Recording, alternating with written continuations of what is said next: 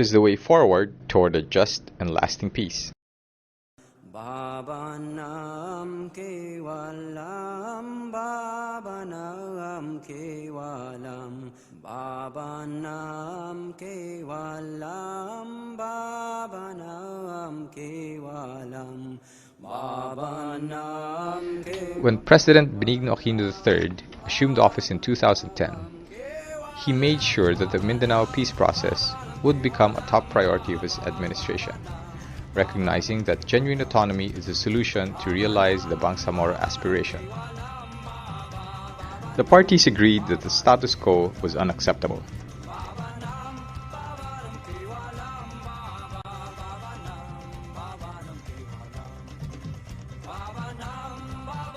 So together, they began to work for the creation of a new autonomous political entity that would truly reflect the Bangsamoro aspiration.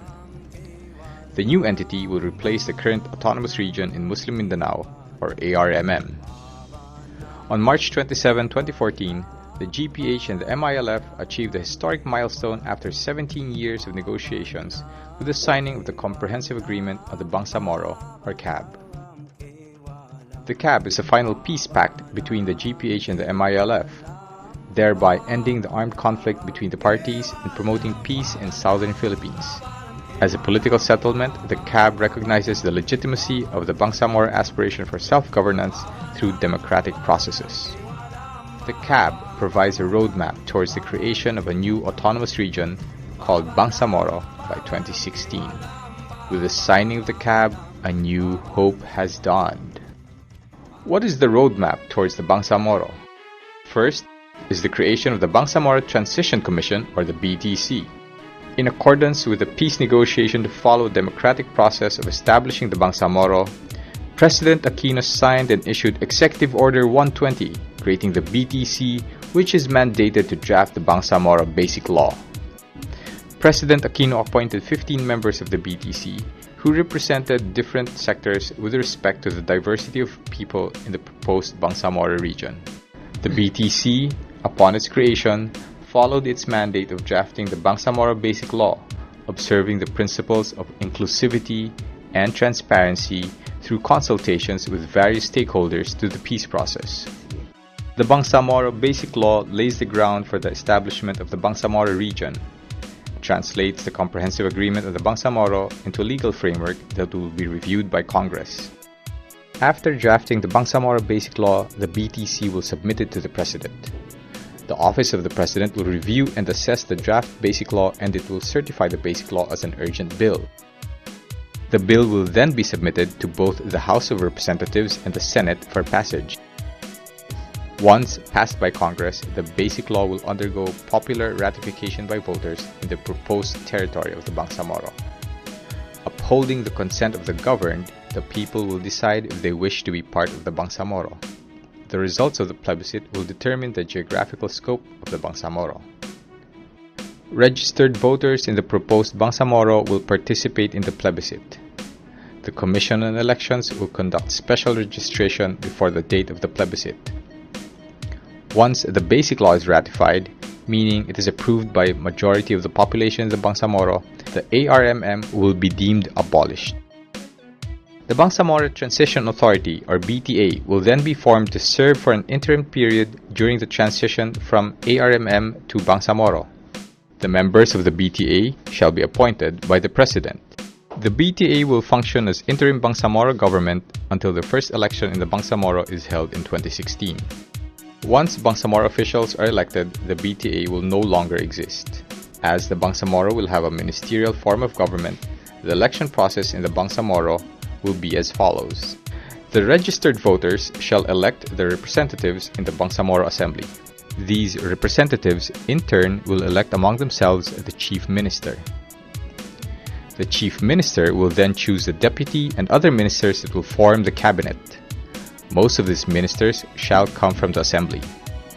At the end of the transition period from ARMM to establishment of the Bangsamoro, the respective negotiating panels of the GPH and the MILF, together with the Malaysian facilitator and third-party monitoring team, shall convene a meeting to review, assess, and evaluate the implementation of all agreements by the party. An exit document officially terminating the peace negotiation may be crafted and signed by the GPH and MILF if and only when all agreements have been fully implemented. Alongside the roadmap to the creation of the Bangsamoro, a normalization process will also be implemented by the parties. Normalization is a process that aims to ensure human security in the Bangsamoro.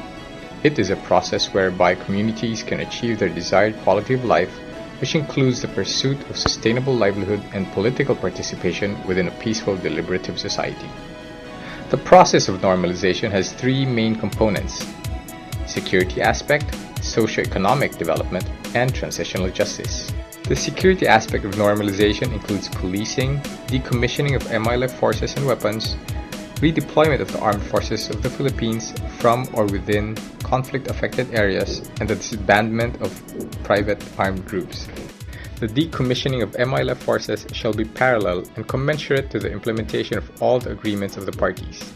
The MILF shall undertake a gradual program for decommissioning of its forces so that they are put beyond use.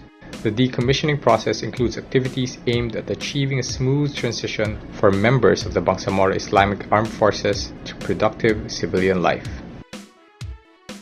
Socio-economic development programs will be undertaken for the rehabilitation, reconstruction, and development of the Bangsamoro. In particular, socio-economic programs will be instituted to address the needs of members of the Bangsamoro Islamic Armed Forces, internally displaced persons, and poverty-stricken communities.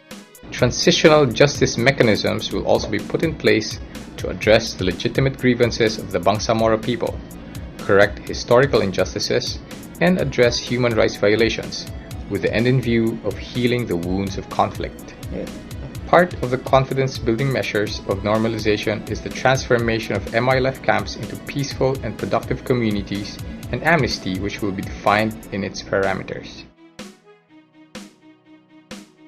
With the sign of the CAB, more work will be done by the parties and various stakeholders in the implementation of its various political, socio-economic, and security components for us to fully reap the fruits of our endeavor.